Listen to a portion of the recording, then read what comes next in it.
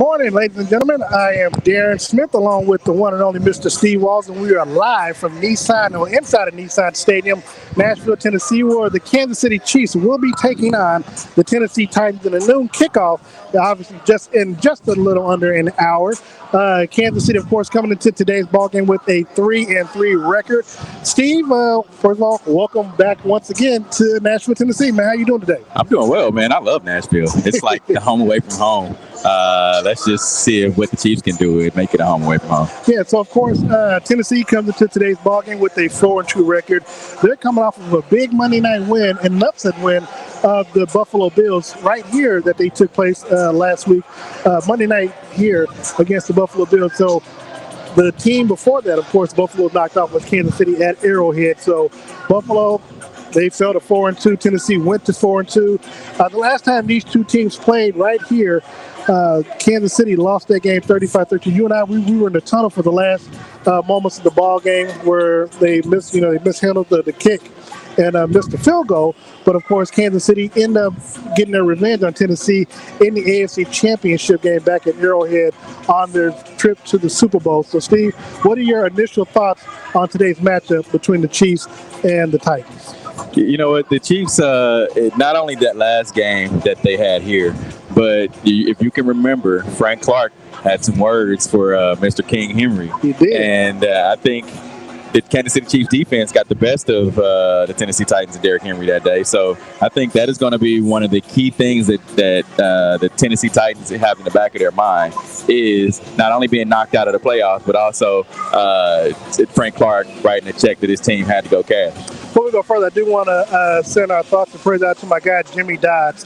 Of course, he was at FS1. Now he's right here locally with the Blades with our Jason Whitlock. So I want you to get a speedy recovery. I know you're down in Florida getting better, so just want you to know we are thinking about you. But Steve, look at you talked about King Henry. There was talk, literally, and look, we got a lot to discuss over the next half hour. There were talks on ESPN on Friday. If you were picking a team or if you were picking a player, who would it be between Derrick Henry and Patrick Mahomes? Now, Derrick Henry, to his credit, leads the league. I think he's about 250 yards ahead of his nearest competitor or nearest runner-up for the league lead in rushing, and he also leads the league with 10 rushing touchdowns. When you see what this Kansas City Chiefs defense look like, yes, they did pick it up in that second half of the Washington football team game. But what we've seen over the last 6.5 weeks, how do they come out and how do they face off against King Henry when you know that they're going to be making business decisions if he gets a full head of steam and runs downhill? I think it's what, Chiefs defensive coordinator Steve Spagnuolo said earlier this week, and some of the other defensive players, it's like, hey, you got to kill that engine. Take away his legs. We know we have to put all hats towards the ball, but I feel like because of the talk has been all Derrick Henry, I think they're going to come out and do just the opposite. I feel like they're going to go with Julio and the other receivers that they have out there. Yeah, I was talking to Chiefs radio analyst Dana Hughes, had him on the podcast this week. We were also talking pregame, and we were along the same line of thinking that there's going to be so much focus on Derrick Henry that you kind of forget not only do they have A.J. Brown, but as you mentioned, Julio Jones, and those are two big physical receivers, especially Julio. Julio's one of the best. He's one of the top 5. Best in the game right now. And so if he's healthy or is anywhere near what he is looking to be in today's game, that could cause problems on the outside, especially if you try to go one-on-one with someone like him. So, like you said, to your point, they might focus so much on Derrick Henry that they forget about the outside receivers. And look, you cannot, even though he may not have had a big game thus far with the Tennessee Titans in his arrival with Derrick Henry, that's not to say that today can't be their day. I agree. But the Titans also know that they are 20-2 when Derrick Henry rushes for over 100 yards. So they're going to try to give it to him early and get to that 100-yard mark because it betters their chances. Now, today is the first day that we've seen, the first game that we've seen 10 out of the 11 starters from the Kansas City Chiefs. Chris Jones and also Charvarius Ward will be added to the active roster today. And speaking of that, what do you think that they, what does Kansas City miss by their absence and what do they bring back to this Kansas City Chiefs defense? Because let's not miss words, they wasn't exactly playing well when they went down with injury. And that was exactly my question to Chiefs defensive coordinator Steve Spagnuolo earlier this week. I asked him, I said, well, when you don't have those guys in there, your key guys, are there things that you can't get to? And, of course, he said, no, we just draw up something else. But I really feel like look, Chris Jones is one of the highest paid defensive players in the league, defensive lineman in the league. Frank Clark is the highest paid defensive lineman in the league. So it has to be that, okay, we don't have those guys in there. There's some things that we aren't able to do as far as getting after the quarterback. And Travarius Ward not being in there, he's a leader on his defense along with Tyrann Mathieu. So getting those guys back, I feel like you're going to be able to have all hands on deck. Looking at this game today, again, Kansas City Chiefs, they're one of the top 5 offensive teams in the, one of the top 5 offensive teams in the league right now. And of course, Patrick Mahomes leads the league in touchdowns with 19. Now, look, what we've seen from Patrick Mahomes, and we have seen where he's, I don't want to say he's struggled because, again, he does lead the league in touchdowns, but his accuracy, some of the mistakes that he's made with the 8 interceptions. We do know that, again, in the Washington football game, in the second half of that ball game, the team picked things up and they put everything together. Yep. So my initial question is, can they carry that over? And then, if not, what does Patrick Mahomes need to do to try to, if not eliminate, but lessen the mistakes that he had in the previous 6 ball games? That's just it. You have to eliminate those turnovers. But granted, the team still was able to do, and I know it was just only the Washington football team, but still it's any given Sunday. However, even with the 3 turnovers that they had last week, 2 of them came in the first half, and the Chiefs were still in the ball game, only down a field goal. So when you look at from that standpoint, it's like, okay, we can have a turnover or 2 and still be in the ball game, but that's not going to be able to happen against good teams. This Tennessee Titans team, if you turn the ball over and allow them to score first, you're going to get a heavy dose of Derrick Henry. So you need to score every time that you have your hands on the football. My other question would be is that I think the mistakes come because if the defense somehow doesn't make a stand or whatever, and the team comes back and scores specifically a touchdown, the offense, Patrick Mahomes, kind of feel like they have to score right away. And not only do they feel like they have to score, but they have to score quickly. And I think that's where the mistakes end up coming in at, because instead of you just playing your game and look, it may take 2 possessions, it may take 12 plays or whatever, as long as the end result is the same. But the thing is, if you score quickly, you got to put your team back out there, right? You put the defense back out there right away where they don't have a real chance to maybe catch their breath or something and to get things together, and then make they're right back out there, and they're not, they don't have, they're whimsical about themselves, and now you're back out there. They potentially could be having another, 7 to 12 play drive drawn up against them. And so what that also does, that lessens the time that Kansas City will get to have the ball back to try to make something happen. And then again, you start pressing and you start rushing things, and then that's where again a mistake can happen, such as the interception that Patrick was throwing lately. Now here's the thing about that: as long as this team is able to get the running game involved, we haven't really seen it with Clyde Edwards-Helaire. This team isn't really made up of a big bruising running back. I mean, and we talk about it all the time. If Kareem Hunt was still with this team, or if Damian Williams was still with this team, it'd be a different story. You wouldn't have to be looked at as just a passing team. Teams would have to understand that, all right, they can also run the ball. Now you get it to where teams are going to sit back in the cover 2, and they're going to make you run. They're going to make you beat them with the running back and just say, okay, if you're going to have Darrell Williams out back there, granted, Darrell Williams looked good last game, but that was against Washington. Yeah. I feel like teams are still going to say, all right, we're going to let Darrell Williams put in work and show us that you're able to gain yards on our defense. Now, look, speaking of Darrell Williams, last week he had his first start in the regular season as the Kansas City Chiefs running back. He did well. I think he had about 89 yards from scrimmage, had 2 touchdowns. We talk about, of course, he is a different type of running back than what Clyde Edwards-Helaire is. How does that work in Kansas City's favor? Now, look, we do know that, the best offense is a good defense, and the best defense against Derrick Henry is for the Chiefs to have long, extended drives to where, and then also if you can get up on Tennessee instead of the other way around, so they can utilize him often and to force him to pass the ball.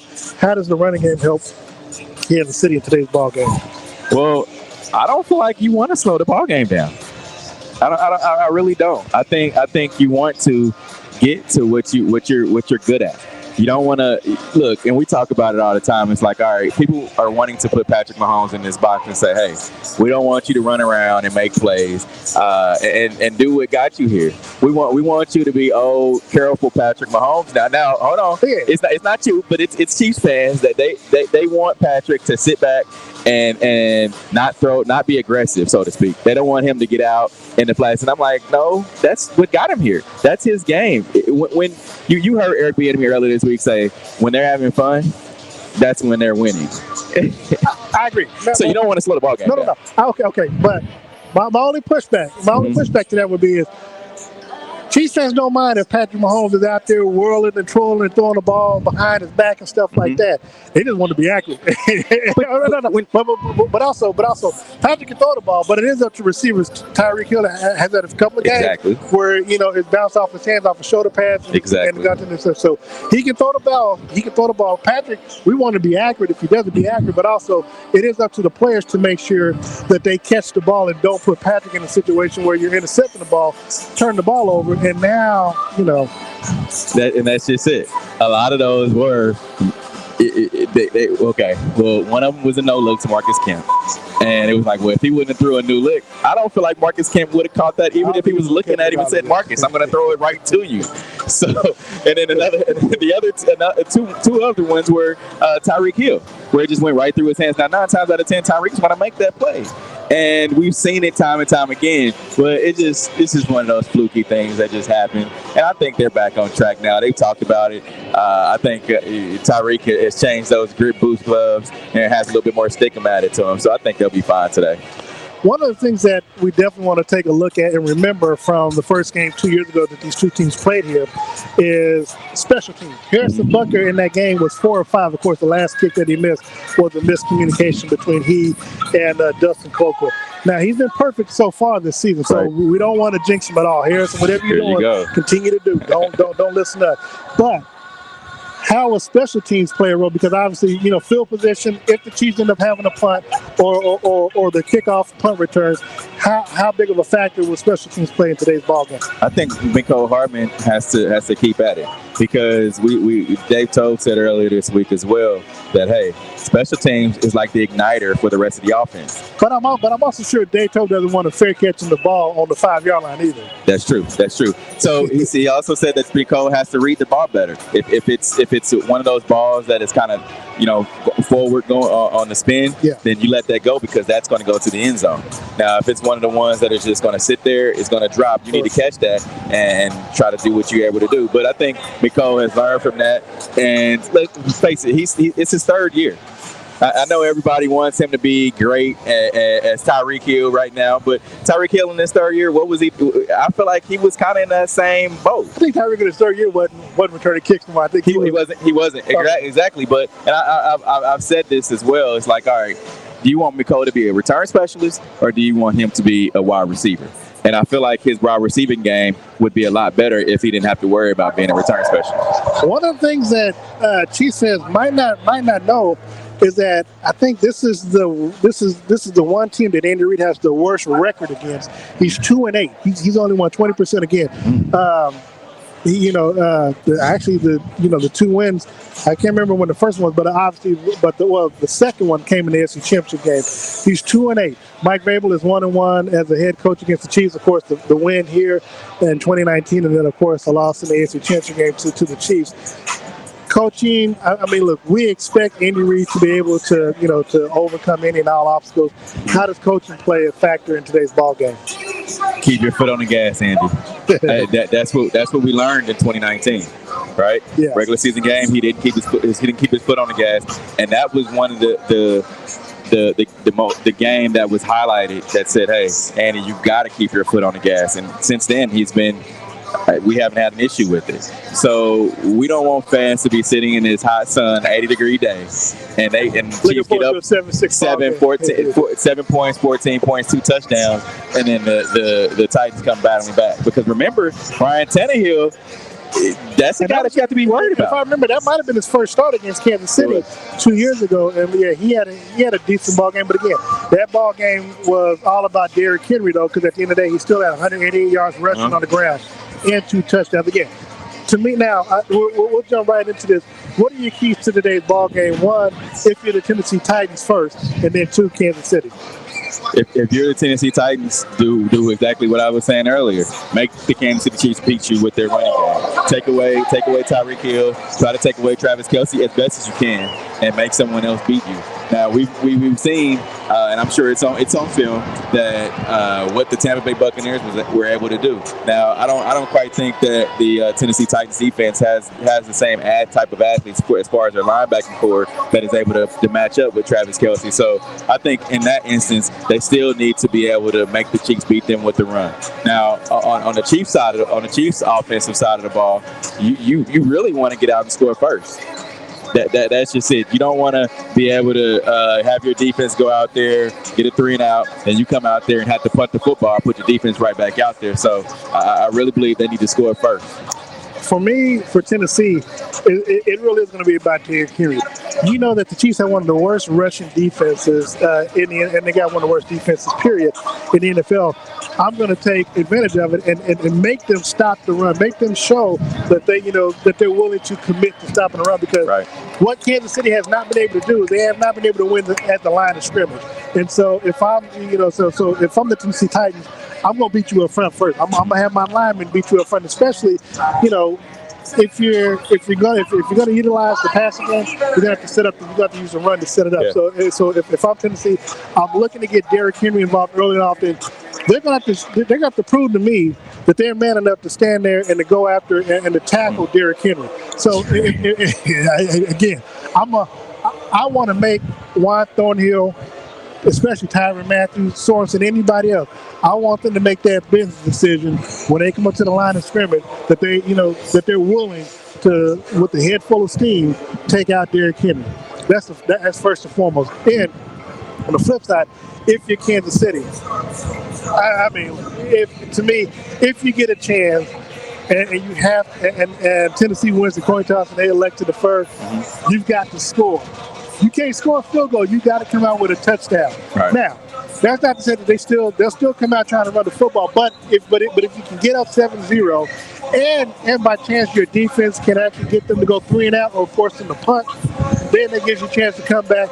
And now, if you can score again, preferably a touchdown, now you're a 14-0. Now you can take the ball out of Derrick Henry's hand, put it into Ryan Tannehill, and now we can kind of let the chips fall where they may. But I really think that this Chiefs defensive line is going to come out with fire. This, like I said, this is the first time that they played together this season. Even since before preseason, since last season actually, because Frank Clark wasn't in there. So I think Chris Jones and Frank Clark, they're going to have to get after that quarterback and force Ryan Tannehill to throw some turnovers. I really believe that that's what's going to happen there. You're going to see at least one interception today. That's my prediction. One of the players that we haven't talked about is Travis Kelce. Of course, he generally has big games when Patrick needs him. Last week he had 8 catches for a team high 99 yards. He's been a little banged up. I know Andy Reid is kind of limited him in practice this week, as well as Tyreek Hill with his quad contusion. What type of ball game are you expecting out of those two today? Well, I feel like Travis Kelce, there's no one in the NFL that can guard him. I think it's a pick your poison type deal. If you're gonna either choose to stop Tyreek Hill or you're gonna choose to stop Travis Kelce. But a lot of people look at it as though, all right, well, you got those 2 guys, but what about the other guys? You also still have Byron Pringle, DeMarcus Robinson, and Mecole Hardman. We did talk about Mecole Hardman, but it seems like he and Patrick Mahomes are developing a little bit more chemistry. Yeah. If you look over the last 2 games, Mecole started out pretty well. So I think Mecole and Byron Pringle have to have a big day today. And Mecole against Buffalo was the team's leading receiver in that game. I think he had 9 catches as well. So, but people won't say that though. Like that's why we said it. It wasn't exactly. It wasn't a pretty day. Like I mean, he had the over the shoulder on the sideline early in the first half. But I think he's going to have to get more of those, because if the focus is going to be on Tyreek Hill and Travis Kelce, you're going to have to show up. Yeah, now we are live from inside or outside. We're on the inside of Nissan Stadium. Of course, as you see, it's a little windy right now with us here. But look, there are Chiefs fans all over the building. I mean, if we were to turn the cameras around, Chiefs fans are just everywhere right now. So they're taking over Nashville. Steve, of course, you got it yesterday. I got it on Friday. Kansas City, the Chiefs fans are everywhere. They've taken over. Just how much will the crowd factor be in today's ball game? Because again, the Kansas City Chiefs, I mean, if we just step to the side right quick, you can kind of see Chiefs fans are taking over. Like there's a sea of red everywhere, and they're walking all around here right now, Steve. Yeah, and one of those things that I always look at, and I've watched Chiefs President Mark Donovan and General Manager Brett Beach when they're sitting in the press box, and the national anthem is being sung, and they go home of they judge the crowd off of home of the Chiefs, and so they always give a little fist bump if it's a good one. I think today is going to be one of those ones because people love Nashville. It's 8-hour drive. It's not far. Right. Yeah, so I think people just want to come down here, and it's 80 degrees. So you see people out here in tank tops and shorts, and it's going to be a great day today for some football. And look, no cap, this is a very beautiful stadium. Now, of course, it's a lot more open. You look at Jackson, you look at some of the stadiums that we've been at. Washington's the old school stadium, FedEx Field, kind of like Arrowhead. Mm-hmm. It is what it is. So I mean, but you don't get this type of openness that you have at some of the other stadiums. Like it was when we were in Baltimore. Philly's a little bit like that as well because of the design and stuff like that. So this is probably one of the best places that you and I have been able to travel to and to cover the Kansas City Chiefs. Steve, let's see, we got about 9 minutes left. Let's go straight to how you think this game is going to play out and how you see it unfolding and who wins today's ball game. I think the Chiefs are going to win. I think they're going to win by a large margin. Really? I really do. I think the Chiefs are going to be able to score 40 points. This is going to be one of those games, man, where you're going to say, well, dang, where does this team come from? This is the Chiefs team that we're used to seeing. Because you got to remember, early on in the season, they had the toughest schedule in the NFL. So now it's easing up a little bit, and I won't say Tennessee is a cakewalk by any means, but this team isn't a Baltimore Ravens. They don't have a defense like the Baltimore Ravens. However, I say that, and then they go beat the Buffalo, not the Buffalo Bills, right? So I really believe that the Chiefs are going to come out and score 40 points. I think the Chiefs defense is going to step up, and that's going to be another reason that people are going to say, all right, Monday morning quarterback right around the water cooler at work, they're going to say, well, dang, I hope this defense is here to stay. So with that being said, 40-17 is going to be my score prediction. 40-17. Oh, yeah. It's going to be like that today. See, if the Chiefs offense is scoring 40, my question is going to be how many points is the defense giving up for it to get. That's wishful thinking. Mm-hmm. I would love that more than anything. Mm-hmm. I do have Kansas City winning. I just don't know if they covered. The point spread is right now, I think 4.5. I think the Chiefs win this ball game. I think it's more kind of like what it was in 2010. I think it's more 35-32. Because here's the thing. They had a good half against Washington. They still have to prove that they can carry that over and they can carry that momentum over, and that is just, and we got to remember, this Tennessee Titans team, much better team, much stronger team than what they face in Washington. Agreed. They do have a quarterback that's proven that he can beat, that they can beat Kansas City. Mm-hmm. They've always had problems thus far this season with teams that run the football and run it effectively. We saw what happened against Baltimore. We saw what happened even against Buffalo. We saw what happened against even Cleveland, even though they won that game. Right. But we also saw what they did against the Chargers. This is going to be the strongest, the most difficult running challenge that Kansas City is going to face. Now, I do think so?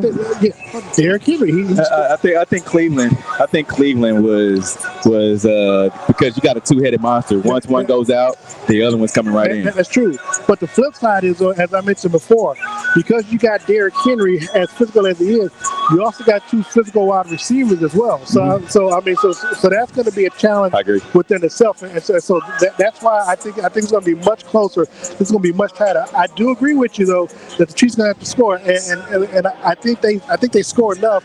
And then the points that the Tennessee get are going to be catch-up points that's going to make the game look much closer than it appears. Kind of like your driver or passenger side mirror.